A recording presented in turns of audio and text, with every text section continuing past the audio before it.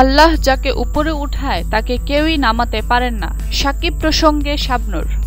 সাকিবকে নিয়ে যা ঘটেছে তা একেবারেই কাম্য না। আমি পুরো বিষয়টি জানি না, তবে যেটুকু শুনেছি তাতে বলতে চাই যে সাকিবকে নিষিদ্ধ ঘোষণা করার দরকার নেই।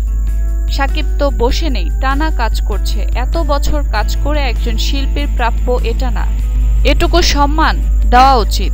কাজ করতে গিয়ে একটা মানুষের ভুল ত্রুটি হতেই পারে। সিনিয়র যারা আছেন তাদের সঙ্গে বসে এসব ঠিকঠাক করে নেওয়া উচিত, কারণ একজন শিল্পীর মুখ আরেকজন শিল্পীকে দিন শেষে দেখতেই হবে। রেষারেষি করে লাভ নেই। আমরা আর্টিস্ট, সব এক।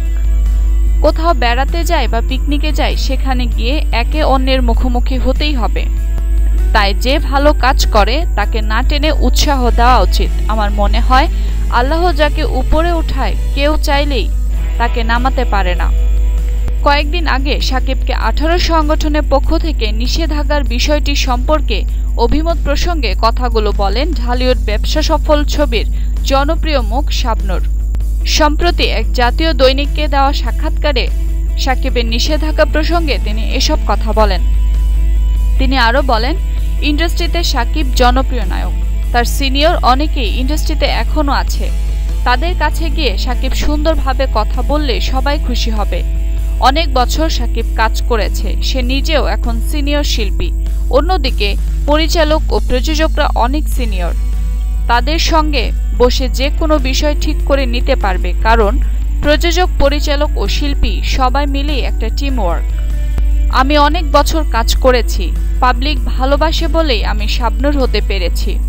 এখানে দর্শকের বিরাট অবদান আছে। সাকিব একটা ভালো পজিশনে আছে। তাকে কেউই ঘৃণা করে না, দর্শকও তাকে খুব পছন্দ করে। আমি চাই এই সমস্যার দ্রুত অবসান হোক। এ বিষয়ে শাবনূর বলেন, যৌথ প্রযোজনার ছবি নির্মাণ হলে ক্ষতি নেই। বর্তমানে কি হচ্ছে তা সবটুকু জানি না, তবে এতটুকু বলতে পারি, যৌথ প্রযোজনার ছবি হলে সমস্যা নেই। বছরে 2-3টা ছবি সাকিব খান করলে সমস্যা নেই। বাকি সময় ইন্ডাস্ট্রিতে অন্য প্রযোজক, পরিচালকদের সময় দিতে হবে। আর জাজ মাল্টিমিডিয়া যদি বছরে 10টা ছবিতে সাকিবকে নেয়, তখন কি সাকিব নিষেধ করতে পারবে? আসলে শিল্পী কাউকে নিষেধ করতে পারে না।